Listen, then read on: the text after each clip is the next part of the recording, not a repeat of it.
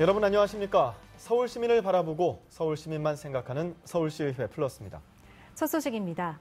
서울시가 개발한 모바일 애플리케이션 중 상당수가 이용률 저조로 사라지면서 마구잡이식 앱 개발이라는 비판이 나오고 있습니다. 서울시의회 예산결산특별위원장을 맡고 있는 김광수 의원은 정보와 타당성 심사의 실효성을 높이기 위한 방안을 고민하겠다고 말했습니다.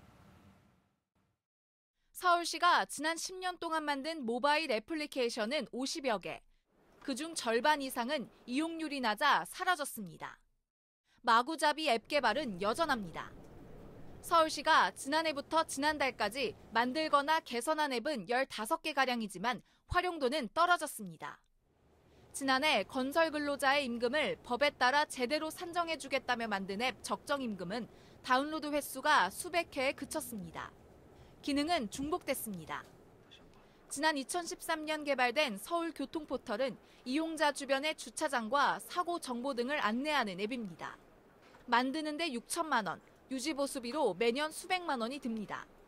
그런데 1년 뒤인 2014년 서울시는 또 2천만 원 넘게 들여 기능이 중복되는 앱 서울 주차 정보를 개발했습니다. 주차장의 위치와 주차 가능한 차량 대수, 요금 등 두 앱이 주차장과 관련해 제공하는 정보는 같습니다. 그나마 홍보도 부족해 두 앱을 아는 시민은 드물었습니다. 여러 가지 주차장도 많지도 않고 못 들어갔는데. 지난해 선보인 7천만 원짜리 앱 서울안전은 사고 정보와 그에 따른 행동 요령을 알려주는 건데 기존의 앱과 기능이 겹칩니다. 서울시가 만든 다양한 앱들을 왜 서울 시민은 이용하지 않을까, 본인들이 다시 한번 깊이 좀 점검을 해볼 필요가 있다고 생각합니다. 모바일 애플리케이션을 만들기에 앞서 우리 서울시의 스마트 도시정책관에서 정보와 타당성 심사를 받도록 정해져 있습니다. 심사의 실효성이 높아지도록 소관 상임위원회와 협의하고 서울시가 실제 심사에 적용하도록 협의해 나가겠다는 말씀을 드리겠습니다. 서울시 관계자는 기능 중복을 지양하는 등 앱의 활용도를 높이기 위해 노력하겠다고 밝혔습니다. TBS 공혜림입니다.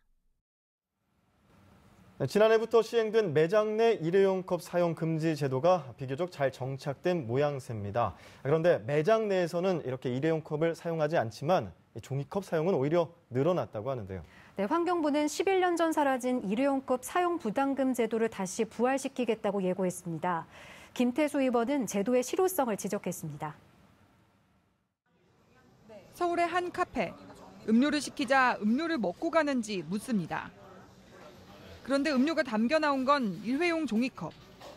매장에 있는 이들 모두가 종이컵을 쓰고 있습니다. 또 다른 카페, 이번엔 매장에서 먹고 간다고 먼저 말했는데도 먹고 갈게요.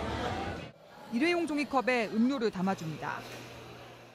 종이컵은 규제 대상이 아니기 때문에 일부 매장에서는 다회용 컵을 전혀 이용하지 않고 이렇게 찬 음료마저도 종이컵을 이용해 제공하고 있습니다. 매장 안 일회용 플라스틱 컵 사용 금지 제도는 비교적 자리를 잡아가고 있습니다. 하지만 종이컵 사용은 오히려 늘어난 모양새입니다. 또 음료를 밖으로 가지고 나갈 때 다회용 텀블러를 이용하는 사람은 찾아보기 힘듭니다. 매장에서 먹던 음료를 일회용 컵으로 바꿔서 들고 나가는 이중 사용도 여전히 많습니다. 저희들이 꾸준히 모니터를 해보니까 80% 이상은 정착이 됐습니다. 그에 반해서 플라스틱 컵 대신 이제 일회용 종이컵을 사용하는 것들이 늘었다라는 거죠. 그래서 실질적으로 이렇게 보면 모든 일회용을 줄이는 데 있어서는 성공하지 못했다. 환경부는 11년 전에 사라진 일회용 컵 사용 부담금 제도를 다시 부활시킬 계획입니다. 소비자가 부담금을 내야 전체적인 일회용 컵 사용량이 줄어들 것으로 내다보고 있습니다. 하지만 적은 양의 부담금이 일회용품 사용 감소에 큰 영향을 미치지 못할 것이란 지적도 있습니다. 많은 보증금을 물렸을 때 사람들이 돈이 아까워서 보증금을 찾아갈 수 있는 그런 인식 전환은 되지만 일회용 컵에 대한 거는 재활용이 안 되는데 거기다가 보증금 제도를 적용하겠다 하는 거는 좀 넌센스 아닌가 하는 생각이 들고요. 매장 내 플라스틱 컵 규제만 있는 탓에 매장 내 종이컵 사용과 매장 밖 플라스틱 컵 사용이 늘어나는 풍선 효과가 나타나지 않도록 더욱 촘촘한 제도가 필요해 보입니다. TBS 문숙희입니다.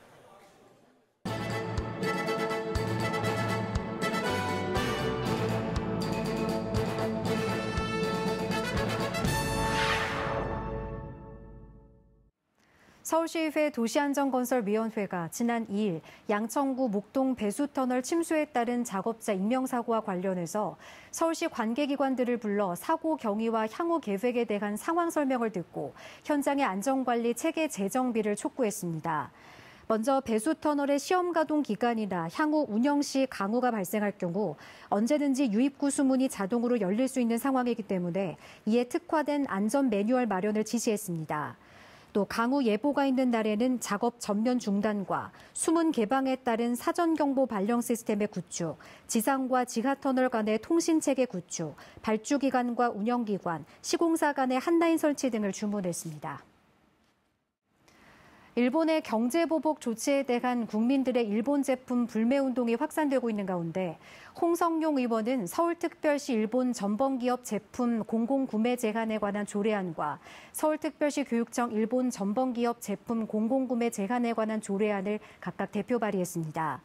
조례안은 일본 전범기업의 정의, 제품 공공구매 제한 대상 기관과 금액, 공공구매 지향에 대한 시장과 교육감의 책무와 이에 따른 기본계획 수립, 전범기업 제품 공공구매 지향에 대한 문화조성 노력 등의 내용을 담고 있습니다.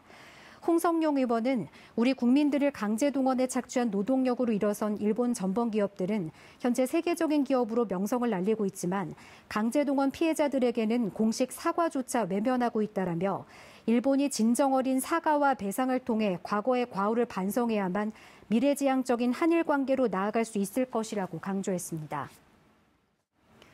김호진 의원은 오는 12일 대한당뇨병연합과 함께 서울시 소아청소년 당뇨병 교육 시스템 조성을 위한 토론회를 개최합니다. 소아청소년기의 당뇨병은 췌장의 조절 기능이 영구적으로 멸실된 1형 당뇨병과 스트레스, 환경오염 등의 문제로 발생하는 2형 당뇨병이 공존하지만 현재 소아당뇨병의 규정 등에서는 1형 당뇨병만 중점적으로 다루고 있습니다. 이에 이번 토론회에서 1형과 2형 당뇨병을 겪고 있는 모든 소아청소년을 위한 교육과 재원 시스템의 방향성을 논의하고 정책과 제도를 정비할 계획입니다. 김호진 의원은 우리 사회를 이끌어갈 미래 주역인 아이들이 건강하게 자랄 수 있는 환경을 마련해 주는 것 또한 어른의 책임이라며 지속적으로 책임을 느끼고 관심을 갖겠다고 의지를 밝혔습니다.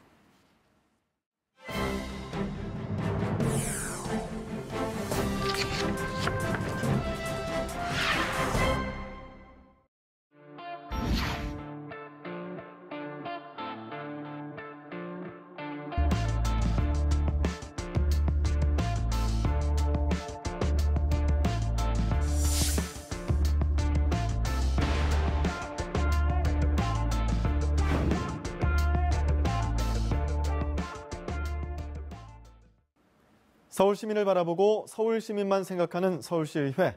결코 멀리 있지 않습니다. 조례를 알면 서울시의회가 더 잘 보입니다. 서울시의회에서 발의 제정안 조례를 알기 쉽게 소개해드리는 손에 잡히는 조례 시간입니다. 지난달부터 버스업계 주 52시간제 도입으로 임금 인상을 요구하는 노조와 경영난을 우려하는 사측이 대립하면서 파업이 예고되기도 했는데요. 시내버스뿐만 아니라 마을버스도 경영난으로 어려움을 겪고 있습니다. 오늘은 서울시의 마을버스 지원 조례안에 대해 살펴보겠습니다. 네. 자, 지하철역과 거리가 먼 곳, 그리고 우리 마을의 골목골목을 다니는 서울시의 마을버스는 대중교통 통합 환승 할인 제도에 따라 운임 할인에 적극적으로 동참하고 있습니다. 하지만 이에 따른 결손액 보전이 제대로 이루어지지 않아 경영에 어려움을 겪고 있는 업체가 상당히 많은데요. 이에 서울시의회는 지난 6월 서울특별시 마을버스 재정 지원 및 안전 운행 기준 등에 관한 조례안을 제정했습니다. 네, 이 조례안에서는 마을버스 적자 업체들에 대한 재정 지원 근거와 안전시설 개선 지원에 대한 사항들, 서울시의 관리 감독 규정 등이 명시돼 있는데요. 이는 마을버스 운영의 안정성과 투명성을 확보하기 위해서입니다. 또 안전한 마을버스 운행과 안전한 서비스를 제공하기 위해 마을버스 운수 종사자의 처우 개선과 재정 지원 규정도 마련하고 있습니다. 네, 그렇습니다. 서울시의회는 마을버스 지원에 관한 이 조례안이 제정되기 전 보다 자세한 업계의 현실을 듣기 위해 교통위원회 소속 의원들과 서울시 도시교통실 버스정책과장, 교통공학과 교수, 그리고 서울시 마을버스 운송사업조합 부이사장 등 전문가들이 참석한 토론회를 개최했는데요. 이렇게 조례를 만들어 마을버스를 지원하고 나선 데에는 이 말씀하신 것처럼 이용객은 증가하고 있지만 환승 할인이 적용되는 금액은 보전이 제대로 이루어지지 않고 있기 때문입니다. 그렇습니다. 지난 2016년 자료를 보면 서울 내 마을버스 회사 135곳 중 총 45곳 이상이 적자 운영 중인 것으로 나타났습니다. 서울의 마을버스 승객은 하루 평균 121만 명이 이용하는 것으로 집계됐는데요. 2021년 마을버스 하루 평균 이용객이 115만 명이었던 데 비해 약 6만 명 증가한 겁니다. 이렇게 승객이 늘었는데 운임 할인으로 인한 결손액이 보존되지 않으니 당연히 운영에 어려움을 겪을 수밖에 없는 거죠. 또 승객이 늘어나면서 마을버스 사고도 늘어났습니다. 차량 한 대당 사상자 수를 나타내는 교통사고 지수는 시내버스가 0.268을 기록한 것에 비해 마을버스는 0.423으로 1.6배나 더 많았습니다. 네, 이 승객들만이 사고로 인한 위험에 노출돼 있는 것이 아닙니다. 이 마을버스 운수 종사자들 또한 위험한 상황에 근무하고 있었는데요. 한 마을버스 회사 관계자의 말에 따르면 운영이 어려운 마을버스 회사는 차량 한 대당 운전자 2.1명을 둔다고 합니다. 대당 2.5에서 2.7명인 시내버스에 비하면 아주 부족한 편이죠. 또 정비사가 부족한 것도 사고의 원인이라고 짐작해 볼 수 있는데요. 많은 마을버스 회사가 차량 10대를 한 명의 정비사가 맡는 경우가 흔하다고 합니다. 이는 시내버스의 절반 수준에도 못 미치는 수치고요. 일부 회사는 정비사를 한 명도 두지 않고 필요한 때에만 카센터에 버스 점검이나 수리를 맡기는 경우도 있다고 합니다. 네, 이 시민들의 발이 돼주는 대중교통, 그중에서도 마을버스 업계가 이렇게까지 경영난에 시달리고 또 버스기사님들이 이런 위험한 환경에서 근무하고 있는지 몰랐는데요. 서울시의회 조례 제정이 마을버스 운영과 지원, 또 근무 환경 개선 사항 등을 올바르게 규정해서 근로자들에게는 쾌적한 환경을, 시민들에게는 안전한 마을버스 서비스를 제공할 수 있기를 기대해 보겠습니다. 최근 국내 65세 이상 노인 인구 중 치매 환자가 약 70만 명에 이르고 국내 치매 관리 비용은 약 14조 6천억 원으로 GDP의 약 0.8%를 차지하는 것으로 추정되고 있습니다. 이에 문병훈 의원은 서울시의 개인 맞춤형 치매 예방 생활체육 프로그램인 치매 예방 운동교실이 시작된 것에 대해 환영 의사를 밝히며 각 자치구 복지관에 적극적인 참여를 독려했습니다. 치매는 예방과 조기 진단이 중요하고 적절한 운동을 통해 발생 위험을 감소시킬 수 있는 것으로 알려진 만큼 서울시는 프로그램을 통해 치매 예방 운동의 효과를 체계적으로 검증하고 분석할 계획이라고 밝혔습니다. 나아가 축적된 데이터를 활용해 노인복지관이나 타 치매센터에서 활용할 수 있도록 매뉴얼로 제작 보급해 사업을 서울시 전역으로 확대한다는 목표입니다. 문 의원은 어르신 개인별 건강 상태를 고려한 운동 프로그램이 부재한 것이 늘 안타까웠다며 개인별 신체 상태에 맞는 치매 예방 운동과 생활 습관 개선, 식단 등을 제공받는 등 개인 트레이너에게 기대할 수 있는 것들을 복지관에서 제공받으실 수 있게 돼 매우 의미 있다고 말했습니다. 권수정 의원이 서울시 여성청소년 생리대 보편 지급 제도 마련을 위해 서울특별시 어린이 청소년 인권조례 일부 개정 조례안을 발의 관련 기자회견을 가졌습니다. 권 의원은 저소득 여성 청소년에게만 한정돼 있는 현행 제도를 지적하며 위생용품 구입에는 많은 비용이 지출되고 위생용품은 여성의 건강권과 직접적인 관련이 있다고 강조했습니다. 이에 권 의원은 서울특별시 어린이 청소년 인권조례 일부 개정 조례안을 통해 소득 수준과 관계없이 위생용품을 필요로 하는 모든 여성 어린이 청소년을 대상으로 보건위생용품 확대 지원을 도모한다고 밝혔습니다. 이어 이 조례는 8월에 열릴 제288회 임시회에 상정될 예정으로 2019년 8월 12일은 유엔이 제정한 국제청소년의 날이 21주년을 맞이하는 만큼 그 의미가 각별하다고 말했습니다. 서울시의회 플러스 오늘 준비한 소식은 여기까지입니다. 다음 시간 더 알찬 소식으로 찾아뵙겠습니다. 시청해주신 여러분 고맙습니다.